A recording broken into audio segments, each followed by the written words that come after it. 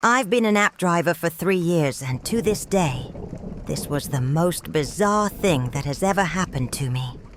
I've always worked the night shift because the traffic is calmer and the races are more profitable. But since that night, I've never been able to drive again without looking in the rearview mirror every 2 seconds. This happened about 6 months ago, on a random Tuesday morning. The movement was weak, so I accepted a race that appeared in a remote neighborhood, one of those places with poorly lit streets and few occupied houses.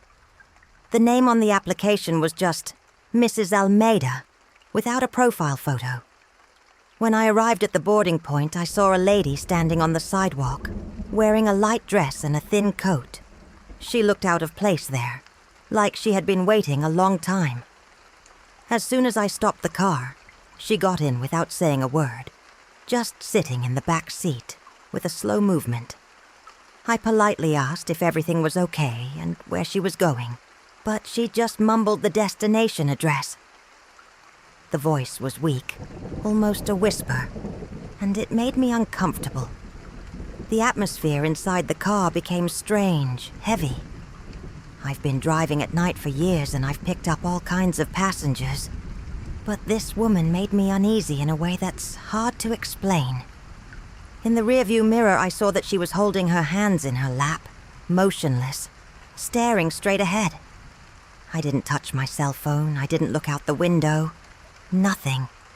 It was just there, completely still. I forced myself not to think about it too much, and continued driving to the indicated address. The journey wasn't long, about 15 minutes at most, but every second seemed to drag by. I tried not to look in the rearview mirror too much, but it was impossible to ignore her strange presence back there. At one point, I had the impression that she was even more rigid than before, as if she wasn't even breathing.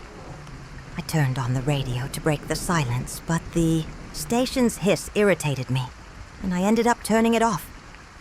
The air inside the car felt colder than it should have, even with the air conditioning turned off. I tried to distract myself by focusing on the road, but a constant discomfort made me want to look back every moment. When I finally arrived at the address, an old townhouse at the end of a dead-end street, I stopped the car and turned around to warn her. But the bench was empty. My heart raced instantly. I didn't hear the door opening. I didn't feel any movement. She just disappeared. I looked around, trying to understand. There was no one on the sidewalk, no house with lights on. Nothing. My mind went haywire. How does someone disappear from a moving car without me noticing? I checked the doors. They were all still locked. My arms had goosebumps, and a strange chill ran down my spine. My first reaction was to think I was going crazy. Maybe I was too tired and had imagined the whole thing. But I knew that didn't make sense. I saw that woman get into the car. I felt her presence back there. I tried to rationalize it, thinking that maybe she had left without me noticing. But how? I would have heard the door open, felt the movement. My entire body was on alert now. I picked up my cell phone with shaking hands and opened the app to check the race details. To my surprise, she was still listed as an active passenger. The travel time continued to count, as if she were still in the car. That's when it occurred to me to check the dash cam. I'd never needed to look at recordings before, but now it was the only thing that could prove I wasn't going crazy. I opened the video and started watching from the moment I stopped to pick it up. And then the worst came. The back seat was empty the entire time. From the beginning of recording until that moment, there was no one there. My heart was pounding so hard I thought I was going to pass out. I clearly remembered her entering, her whisper saying the address, the weight of that presence in the car. But the camera showed another reality. The car was empty, and I was driving alone in the middle of the night. My stomach instantly turned. I knew what I had seen, what I had felt. It wasn't a mistake, it wasn't tiredness. That woman been in my car. But then why did the camera show something else? My fingers went cold as I paused and rewinded the video again and again, trying to find any flaw, any shadow, any proof that I wasn't crazy. But there was nothing. The only thing that reminded me it existed was the app still marking the run as active. I refused to stand there any longer. I pressed the button to end the trip and, at the same moment, the passenger's name disappeared from the screen, as if it had never existed. At this point, I was already panicking. I started the engine and left that street as quickly as I could. As I drove, I tried to look for some logical explanation, but nothing made sense. Had someone hacked my system? Did I have some neurological problem? But how could I imagine something so real? I felt that woman over there, the faint smell of floral perfume, the slight creaking of the seat as she moved. I knew I hadn't invented that. The only thing I knew was that I didn't want any more racing that night. I went straight home, but even there, lying in bed, I couldn't sleep. I stared at the ceiling, feeling that presence still clinging to me, as if it had never really left. The next morning, still shaken, I decided to review the recordings again.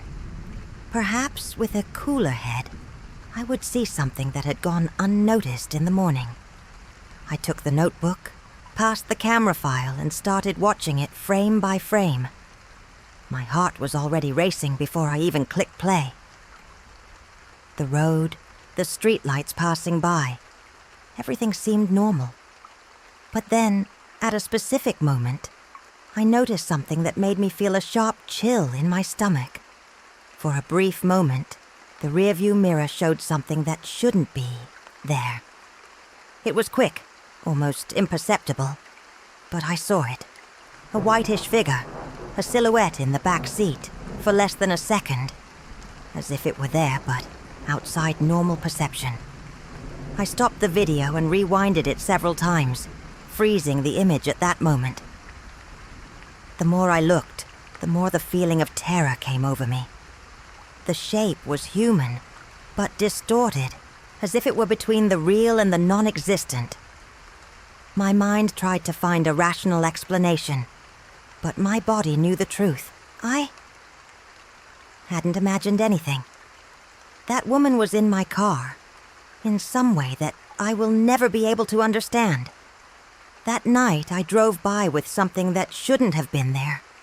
Something that somehow made a point of letting me know that it was present, but without leaving a trace. At least, almost none. After that, I turned everything off and closed the notebook tightly. I didn't want to look at it anymore. Whatever it was, there was no point in continuing to try to understand it. I was restless for the rest of the day, unable to concentrate on anything. I thought about telling someone, but what would I say? That I picked up a passenger who never existed, that my camera showed an empty car, but I distinctly remember someone sitting there. Who would believe that? I didn't even want to believe it. I tried to convince myself that it was a recording defect, an application error, a failure of my exhausted mind. But deep down, I knew it wasn't like that at all. Since then, I have never worked, late again. I drove again during the day, where the sun and the movement of the streets make me feel like I'm in the real world. But every now and then, when I look in the rearview mirror, I feel a shiver run down my spine, an irrational fear, as if something was there, just waiting for the right moment to show itself again. I don't know who or what that woman was, but one thing I know for sure. She got into my car that night, and somehow, I wasn't the only one driving that trip.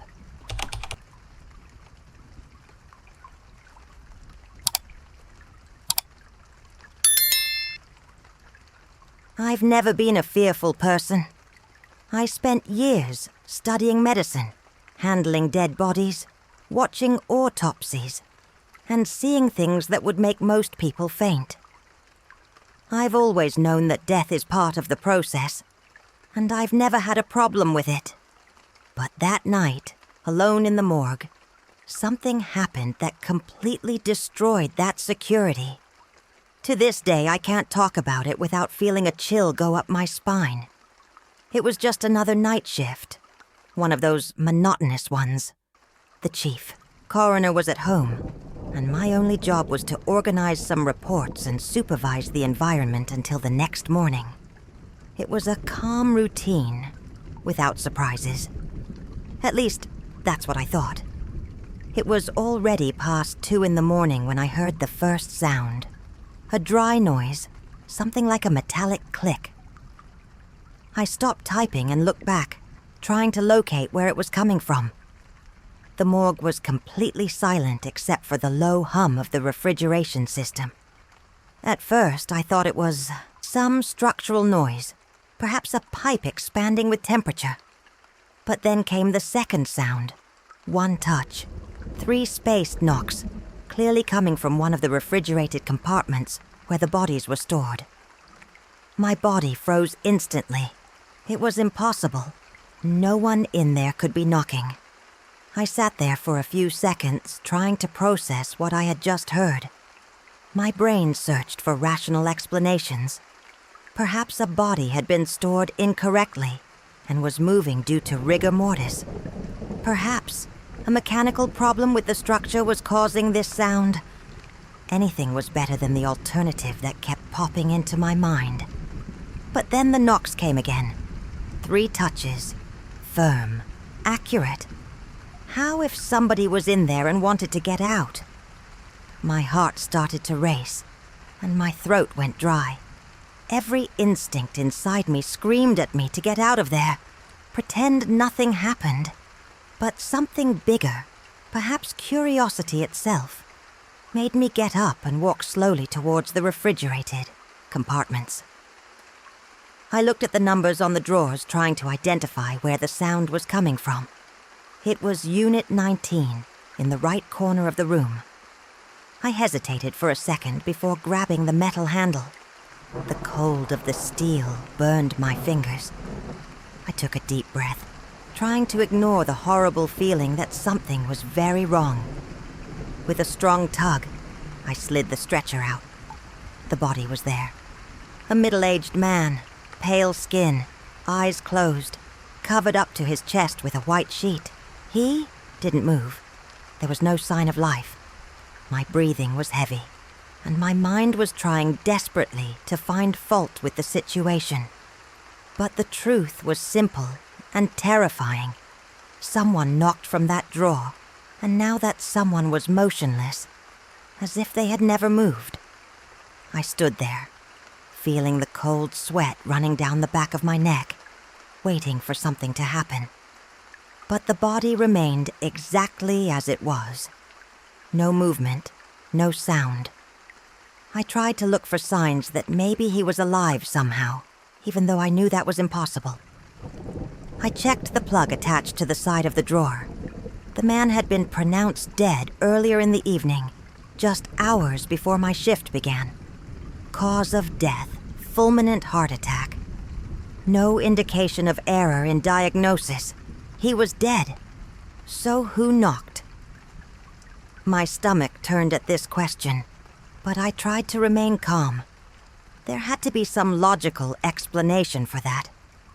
I swallowed hard and with shaking hands, slid the stretcher back into the compartment, closing the steel door. I tried to convince myself that I had imagined the knocking. Fatigue, the silence of the morgue. Perhaps even my own unconscious fear. Everything could be playing tricks on my mind. But a part of me didn't believe that. I sat back at the table trying to get back to work, but my attention was already completely destroyed. The idea of being there alone in that cold environment with something I couldn't explain left me in an absurd state of alert. That's when I thought about checking the security cameras. Maybe they could show me something that my eyes couldn't see. I got up and went to the small room where the security monitors were. The system recorded continuously, capturing every corner of the morgue. I rewound the footage to a few minutes before the crashes, hoping to see absolutely nothing, which would be ideal. But as the recording progressed, my entire body got goosebumps.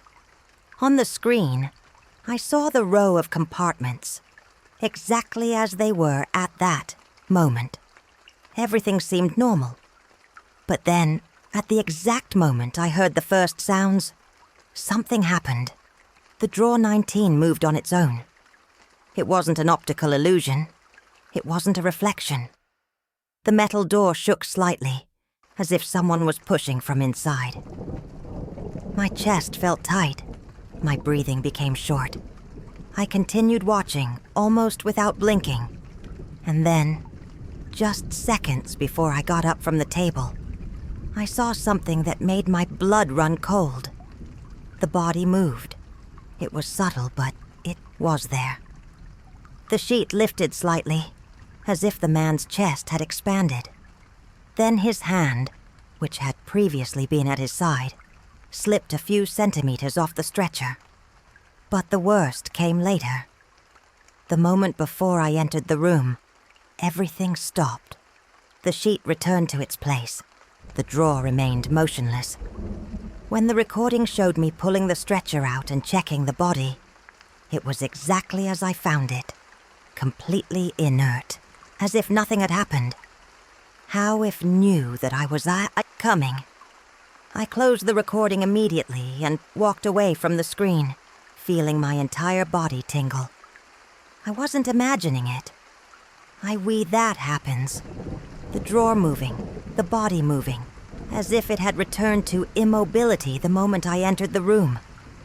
My heart hammered in my chest, and a horrible thought took over my mind. What if he was still aware? What if somehow that thing, whatever it was, realized that I was watching now? The idea made me sick. I looked around, feeling a primal fear wash over me. Suddenly the morgue seemed darker, colder. That silence wasn't just empty. It was as if something was watching me. I needed to get out of there. I was no longer in a position to spend the rest of the night alone in that place. I picked up my things, trying not to look at the row of metal drawers, and went to the exit door. My hands were shaking so much that it took me a few seconds to unlock the lock. When I finally managed to open it, I felt momentary relief. But the instant I stepped, outside something made my body freeze. A sound came from inside. 3 beats, spaced apart, firm. The same ones that had started it all. Only now, I knew for sure that there was no one alive to make them. I didn't wait to see anything else. I got out of there as quickly as possible, my heart beating so hard that I felt it echoing in my ears. I walked down the empty hospital hallway, trying to catch my breath, but it felt like something was still clinging to me. My whole body tingled, as if that presence was still following me. My shift wouldn't end until 7 in the morning, but I didn't care. I wouldn't go back to that morgue if they paid me 10 times as much. I took out my cell phone and called the supervisor, making up some excuse to leave early. I just wanted to leave, to get away from that place. Over the next few days, I tried not to think about it anymore, but it was impossible. I knew what I had seen. I knew it wasn't fatigue or paranoia. The video was there, recorded, proving everything. For a while, I considered deleting the recording and pretending nothing happened, but I didn't have the courage. Something inside me said that if I deleted it, it would be like I was ignoring whatever was there, as if he was leaving a door open for him to return. So I saved the recording on a USB stick and never watched it again. To this day, I don't know what really happened that night. But I know one thing. Death is not as final as I thought.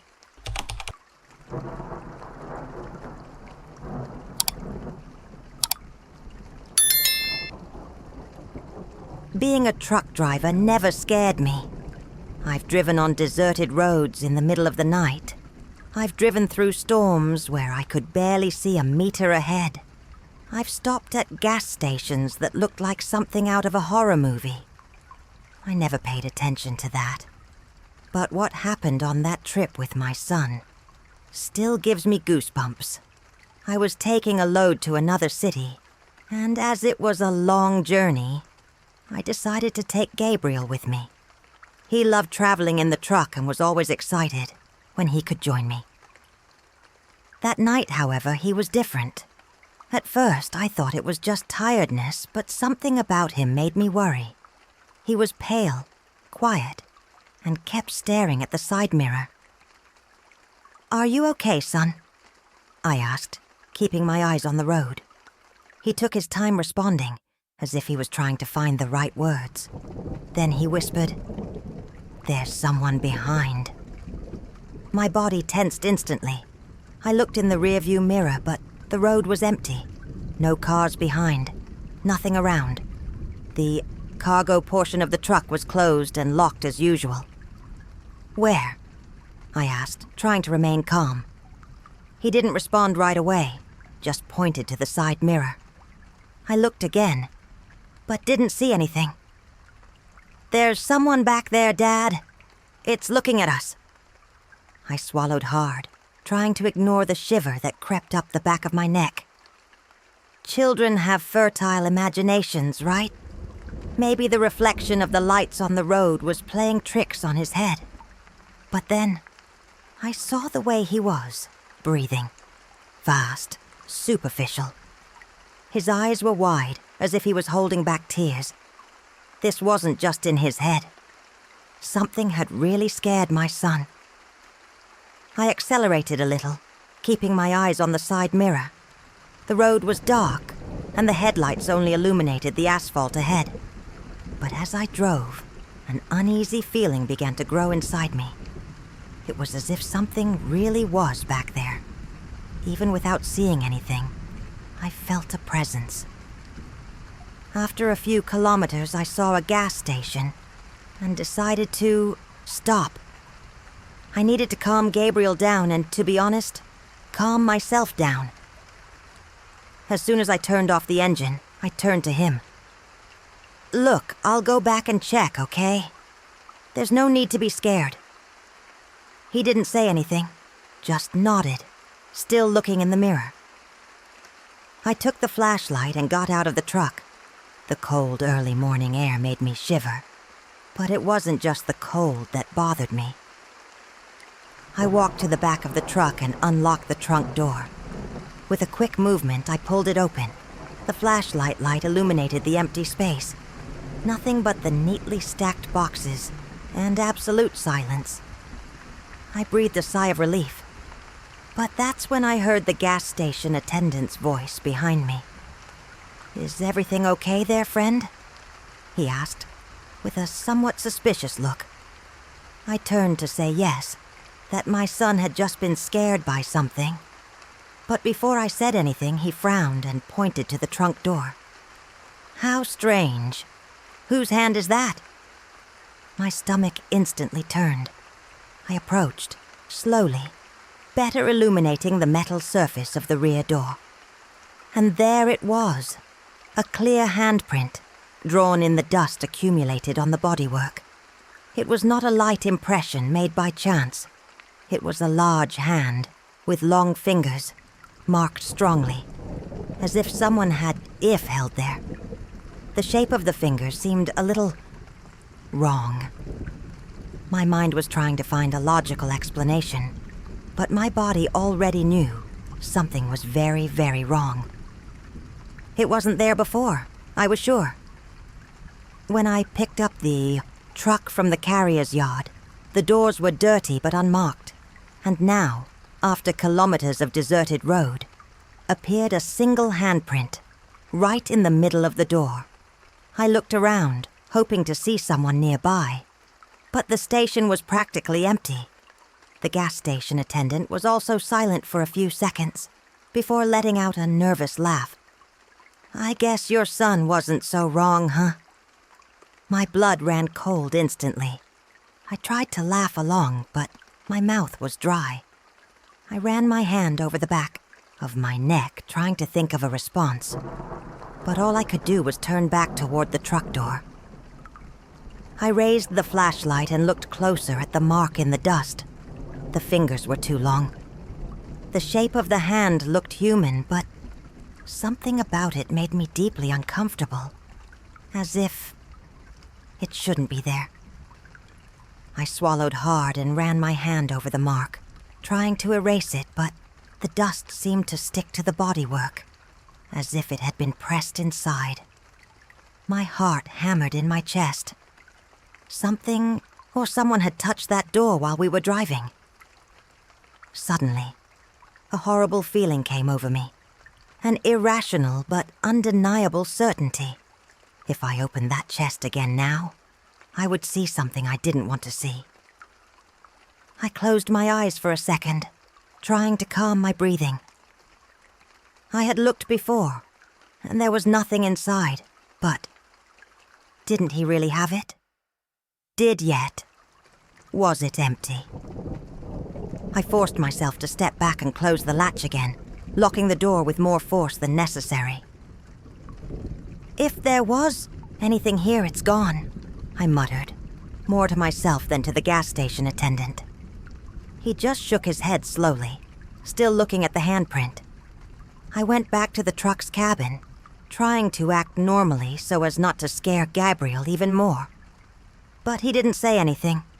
He didn't even ask what I had seen, nor did he look at me. He just stood there, silent, still staring at the side mirror as if he knew it wasn't over yet. I started the engine and left the gas station, trying to convince myself that the handprint was just a coincidence, that someone must have parked there before the trip and I hadn't noticed. But deep down, I knew I was lying to myself. The road seemed darker now, more empty, and the feeling that something was following us was still there, clinging to me like an invisible weight. After a few minutes of driving in silence, I heard Gabriel's low voice. "Father." My heart raced. I didn't want to hear what he had to say, but I still responded. "What's wrong, son?" He took a few seconds before muttering. "He's still looking." My entire body froze. I gripped the steering wheel tightly, not having the courage to look in the mirror. I kept driving, forcing my eyes straight ahead, praying that whatever was back there would lose interest in us before the night was over.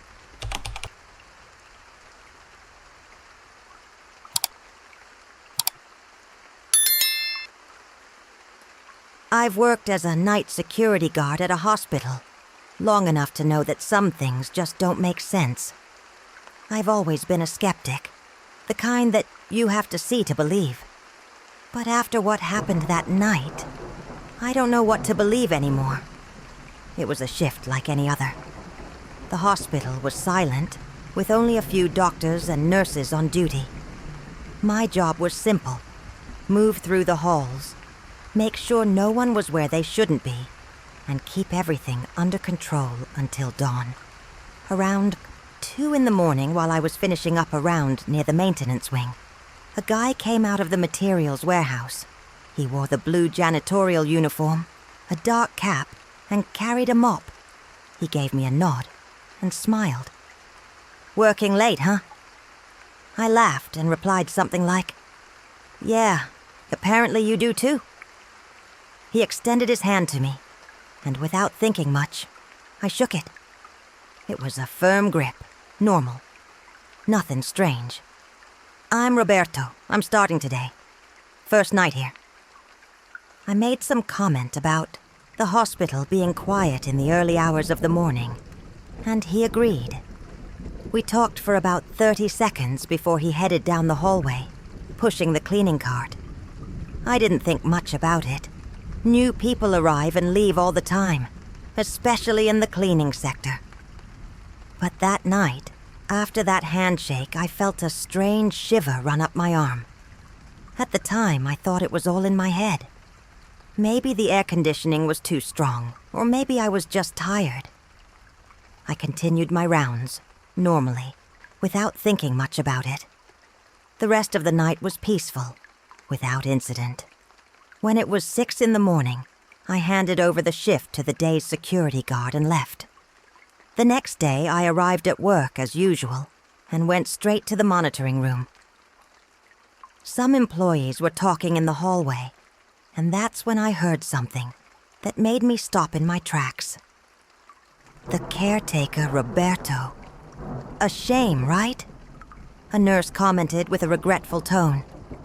Another employee sighed and shook his head. So it is. He died last night.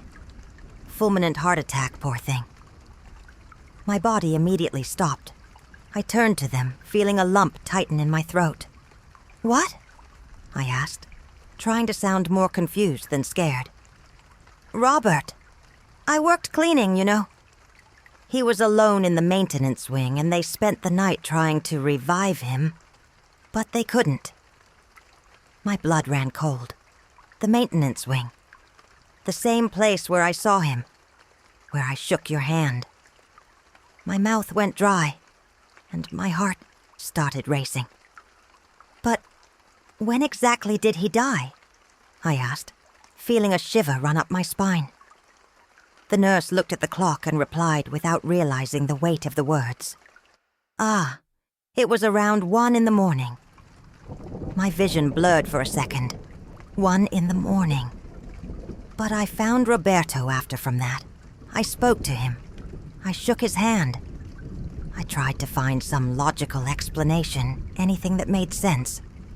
Maybe they were confusing the time. Maybe there was another Roberto on the cleaning team. But deep down, I knew better. The way the employees spoke about him, the weight in their voices, the certainty on their faces. There was no mistake. Roberto died in the maintenance wing at around 1 in the morning, and I only saw him around 2. My stomach turned. Had I spoken to someone who was already dead? I tried to convince myself that I was confusing things, that I must have seen another employee and just connected the wrong dots. But then, my night security colleague arrived and sat down next to me.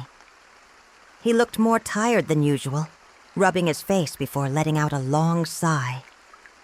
Bro, tonight was hard. The paramedics were here trying to save the cleaning guy right when you arrived for shift yesterday. My chest tightened. You gotta see him, right? He asked casually, unaware of the confusion exploding in my head. I swallowed hard and lied. No. I didn't even know there was a new janitor. I didn't want them to think I was crazy. But the truth? I knew exactly who I had seen, and I knew he shouldn't be there. I spent the rest of the shift on automatic, reliving that moment in my head over and over. The memory of the handshake haunted me. How could a dead person have greeted me? I remembered the way his hand felt normal, warm, steady. If no one had told me about the death, I would never have suspected anything. But now, every detail made me shiver. The fact that I felt that chill right after. The way he spoke, casual, as if nothing had happened. Did he know? Did Roberto somehow realize he shouldn't be there? At the end of the shift, before leaving, I did something I should never have done. I went back to the maintenance wing. The hallway was empty, the fluorescent lights flickering faintly. I stood there, looking at the door he came out of the night before, hoping to feel something. But there was only silence, a silence heavy. After a few seconds, I whispered softly, "Roberto." There was no response, but an icy shiver ran down my arm. The same arm with which I shook his hand. I got out of there quickly, trying not to look back. Since that night, I have never ignored the feeling of goosebumps, because now I know that not every handshake comes from someone who is still alive.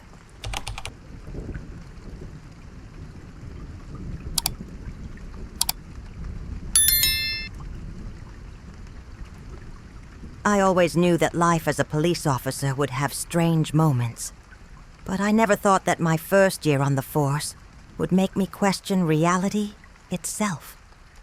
That night, I was scheduled for a quiet shift, or so they said. My job was basically to guard the almost empty police station, answer sporadic calls, and make sure the only inmate in the cell was under control. But that night, no one was detained. The cell had been empty since the beginning of my shift. And yet, around 2 in the morning, I started to hear beats coming from inside her. At first, I thought it was all in my head. The building was old, full of strange noises, old pipes, creaking doors. But the beats were different. They were rhythmic, spaced out, weak, as if someone was touching the wall lightly, without rushing. I got up from my table and went to the cell corridor. The only existing cell was number 3, and the sound came directly from there. As I approached, the silence returned. I shined the flashlight.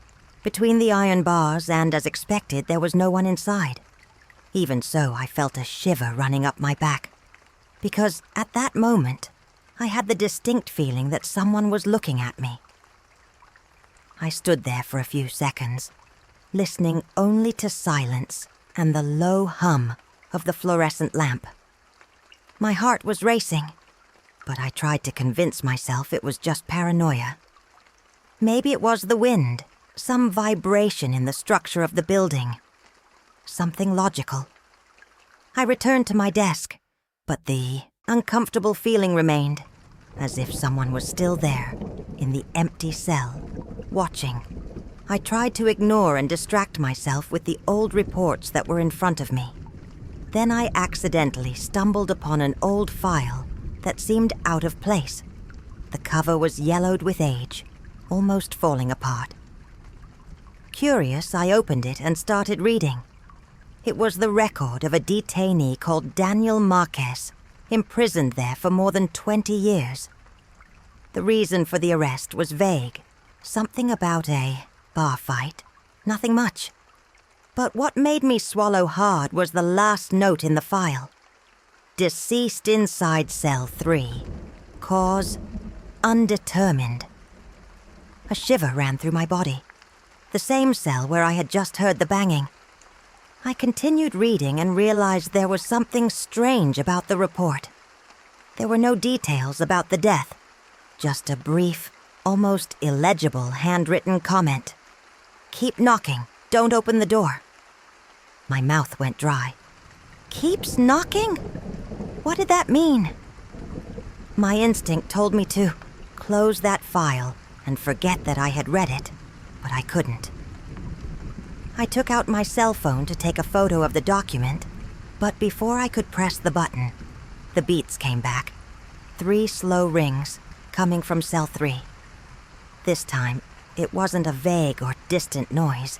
He was loud and clear, as if someone was inside, waiting for me to look. My hair stood on end at the same moment. Every part of my body screamed at me, no go there. But something inside me, maybe stubbornness, maybe pure fear, made me get up and face that corridor once again. When I arrived at the cell, the sound had already stopped. The hallway was cold, colder than before. My flashlight shook slightly in my hand as I shone the light into the empty cell. And then I saw something that made my stomach turn. On the wall opposite the bars, at the very back of the cell, there were dirty handprints, as if someone had hit them repeatedly. Some were erased by time, others seemed more recent, but they were all exactly at the height of a man standing facing the wall. That's where the knocks were coming from. I stood there, feeling a strange cold run down my spine. My brain tried to rationalize. Maybe they were old marks from previous inmates. But something about them bothered me. Some were worn, faded with time.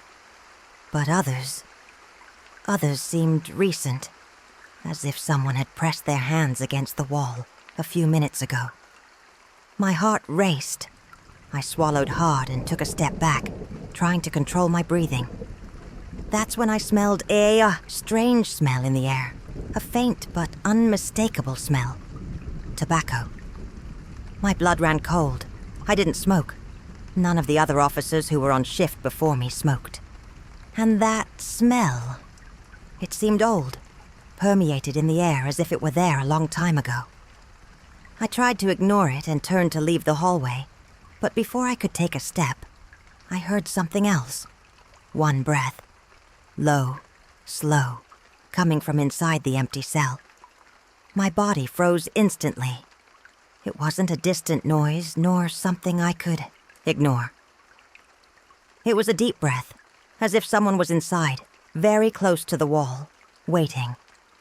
The air around me felt heavier, as if space had closed in around me. The smell of tobacco became stronger, almost suffocating. My mind was screaming at me to run, but my legs felt stuck to the ground. Even without meaning to, my eyes moved back to the cell.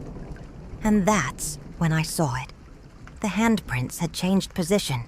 Now, they were no longer scattered across the wall. 2 clear marks appeared, right in the center, one next to the other, as if someone was resting their hands there at that exact moment. My vision blurred for a second. I was seeing this happen. My breathing became as heavy as the one coming from the cell. Without thinking twice, I turned on my heels and headed back to the monitoring room, feeling a shiver run up my spine with each step. I no longer wanted to know about archives, beats, anything. I just wanted to get out of there before something decided to leave the cell too. I locked myself in the monitoring room, trying to control my breathing. My hand shook as I pulled out the chair and tried to convince myself that this wasn't real. But I knew it was. I looked at the security monitors, praying there was nothing in the cell. But then as I scanned the cameras, something made me catch my breath. Cell 3 was dark, but the back wall was still visible. And there, right in the center, 2 new handprints began to appear, slowly, as if someone was pressing their palms against the cold surface at that very moment. Every hair on my body stood on end. I couldn't look away. The brands, they became stronger, more defined, as if an invisible weight was being pushed against the wall. And then, the camera gave a quick noise, a static noise that lasted less than a second. When the image came back, I felt my stomach drop. The handprints were lower now, as if the person, or whatever it was, had knelt. As if he was waiting, as if he knew I was watching. I didn't want to look at it anymore. I looked away from the screen, my mind trying to come up with any rational explanation. But my body knew the truth. I wasn't alone in that police station. And the worst, it knew I was there. I picked up my radio and thought about calling someone. But what was I going to say? Hey, is there an empty cell where handprints appear out of nowhere and I hear someone breathing? I would be laughed at for the rest of my life. So I did the only thing that felt right at the time. I stayed where I was and waited for the shift to end. I didn't leave the monitoring room. I didn't go back to the cell corridor. I didn't look at the monitors again. As the sun began to rise and the next shift's officer arrived, I barely waited for him to get settled. I grabbed my things and left without looking back. But before I walked through the door, I heard a comment that made my blood run cold. You were on patrol near the cells yesterday, right? I nodded, not wanting to bring up the subject. The veteran laughed, not noticing the weight of my expression. funny, man. They say that from time to time, you can still hear Daniel banging inside. My body locked up. Daniel? I asked, trying not to show panic. He shrugged. And the guy who died in his cell 3 years ago. You saw the file, right? My stomach sank. I wanted to pretend I didn't know what he was talking about, that I hadn't read the file, that I hadn't seen the handprints appearing, live on the monitor screen. But I knew. I knew this wasn't just an old police station story. I swallowed hard and forced a smile. Yes, I saw it, I murmured, trying to appear indifferent. The veteran laughed again, patting my shoulder. So it is. They say he never really left. There are always some newbies who hear him banging in the early hours of the morning.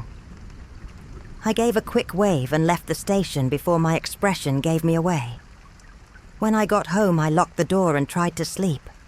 But every time I closed my eyes, I felt that same heavy feeling in my chest, as if someone was watching me. I spent days trying to forget, convincing myself that it was all in my head. Tiredness, paranoia. But to this day, when I'm alone in dark places, sometimes I swear I hear it. A low, insistent sound. 3 beats spaced apart, as if someone was reminding me that I was never the only one there that night.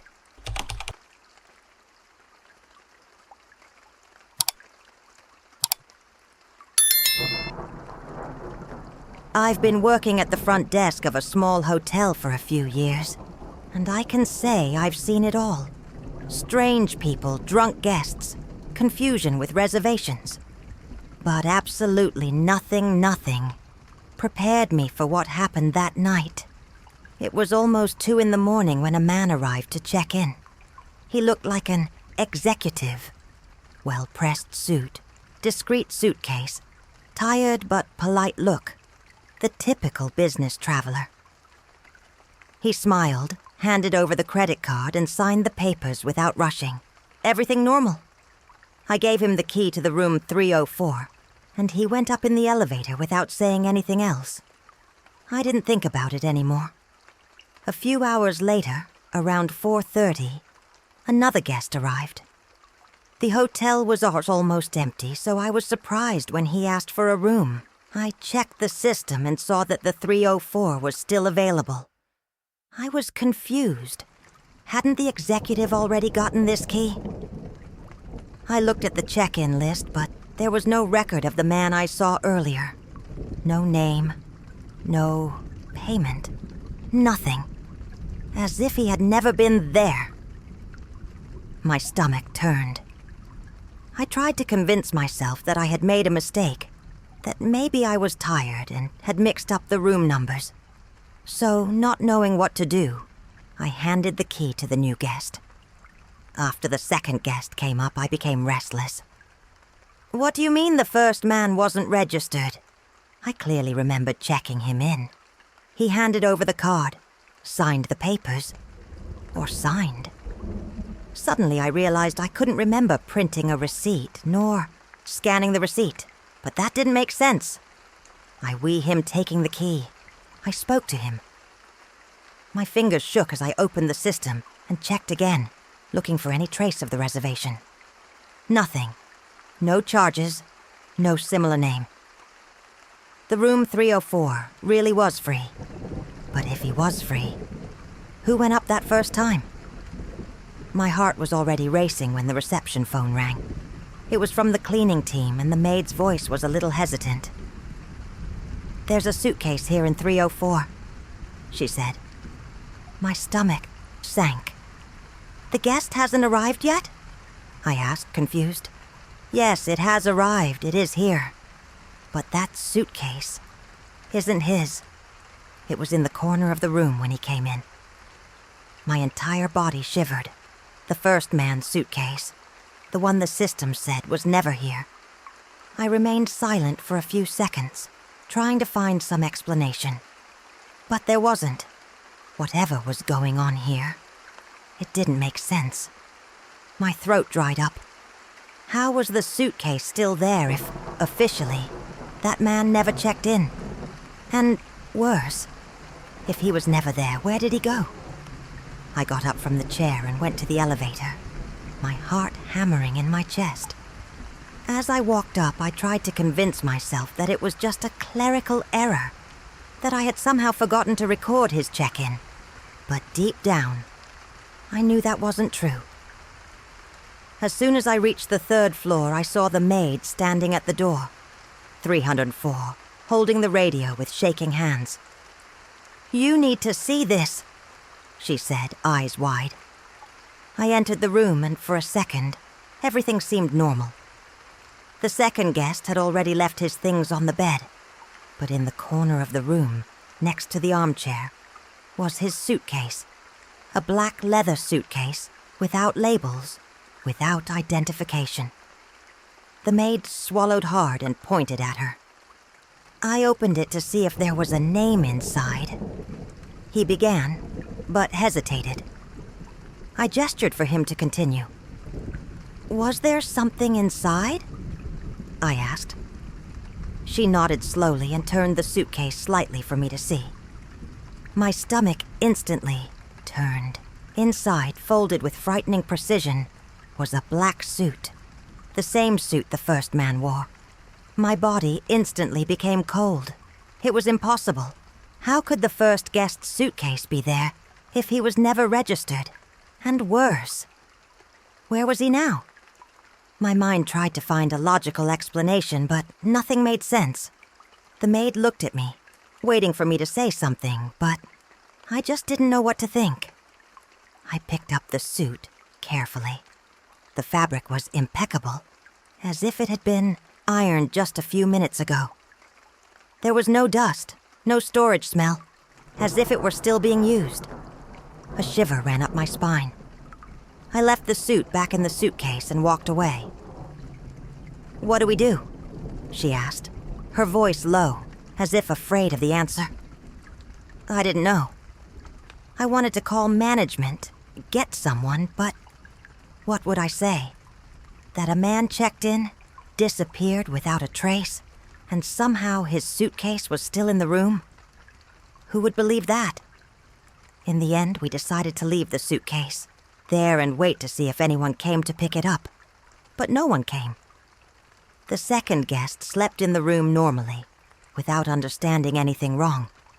The next day, when the maid came back to clean the room after checkout, the suitcase, it was no longer there. No one saw anyone pick it up. No one reported anything strange. She simply disappeared, just like the man who brought her. After that, I tried to forget what happened. I convinced myself that it must have been some mistake, some confusion, but deep down, I knew it wasn't that simple. A few days later, when I was alone at the reception, I decided to check the security cameras. I needed to see with my own eyes if that man really came through the lobby, or if my mind had played a trick. I reviewed the early morning footage of the check-in, and there he was. The recording clearly showed the man in the black suit entering the hotel, going to the reception desk, talking to me. But then, as he picked up the key and turned to go to the elevator, the image flashed for a split second, and when he returned to normal, he was no longer there. The elevator never opened for him. He never went through the lobby. It was as if he had disappeared into thin air the exact moment he left the counter. I closed the video immediately, feeling my heart race. To this day, I have never told anyone this. I have no explanation. I don't know what really happened that night. But sometimes during my early shift, when the hotel is quiet and empty, I look into the lobby and wait. Because, in some way that I can't understand, I have a feeling that one day he will come back to get his suitcase.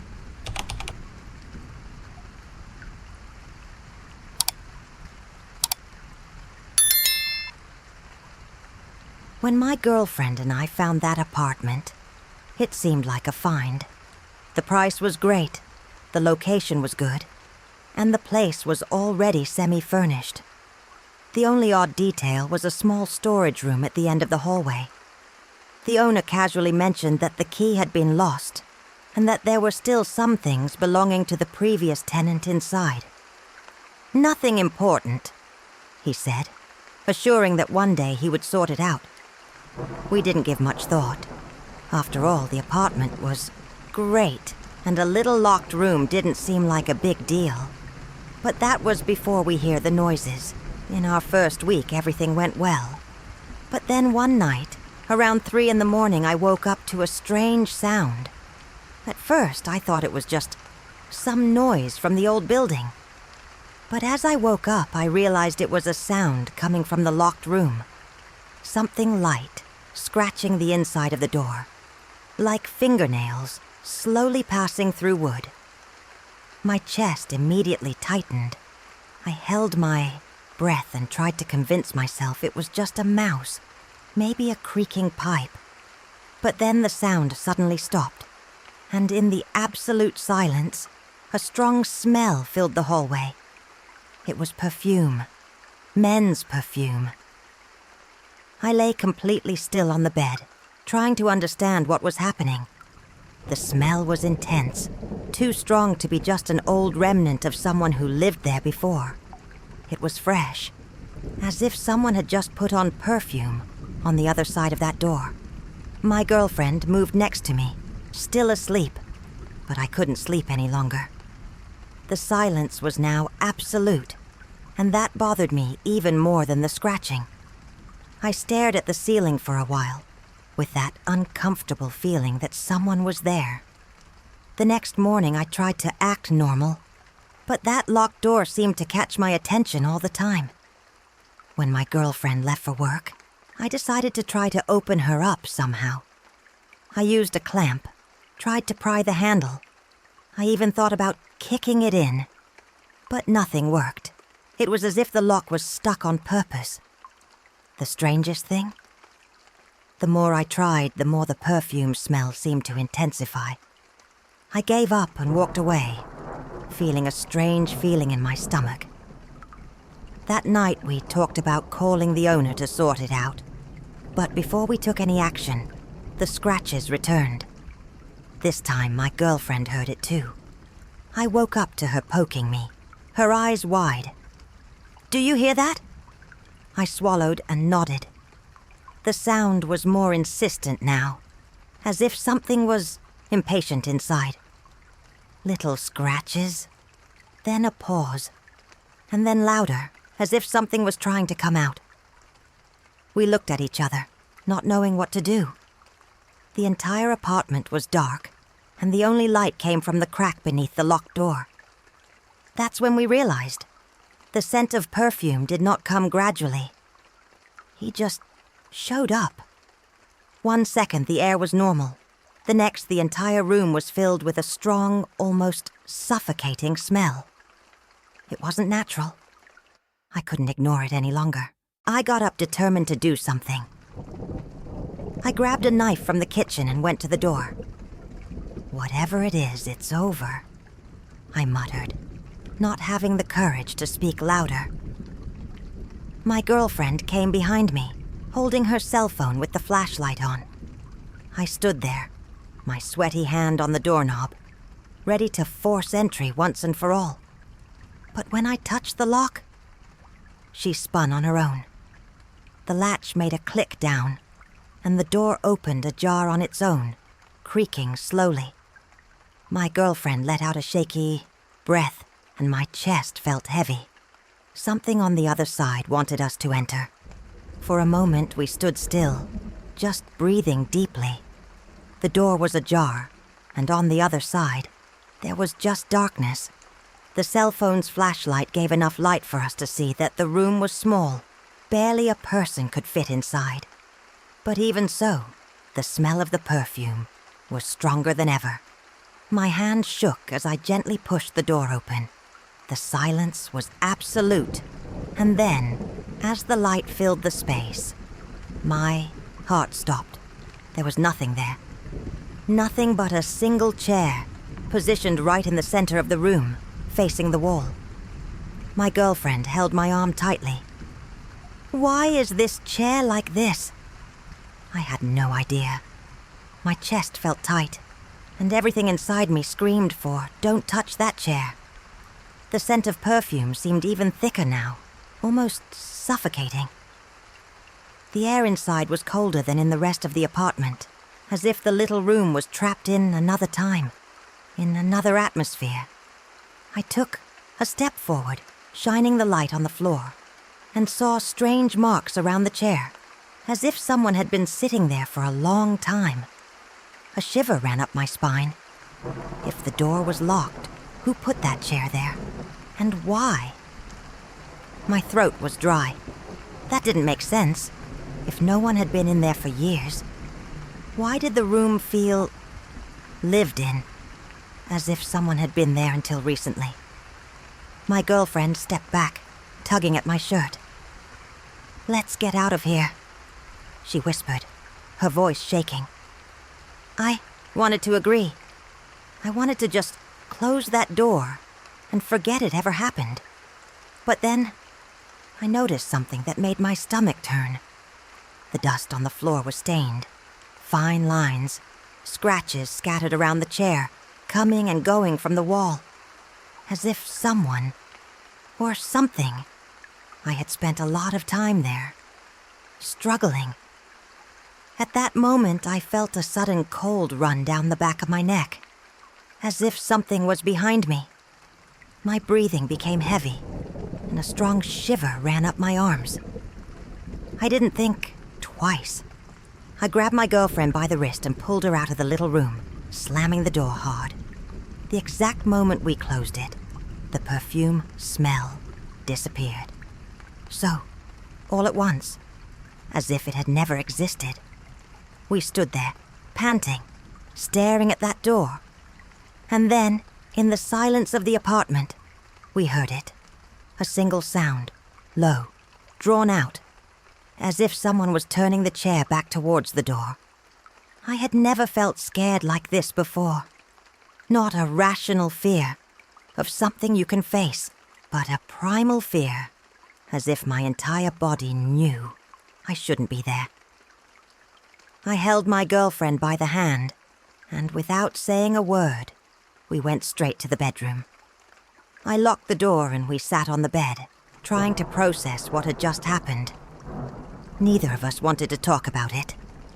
None of us wanted to admit that there was something inside that little room.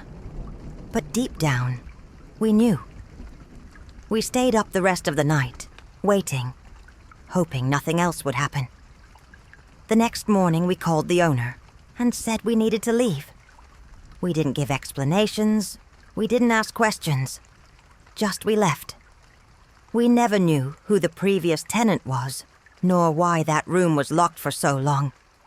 But sometimes when I walk by that building, I swear I can still smell a faint scent of perfume in the air, as if someone was still sitting in that chair, waiting for someone to open the door again.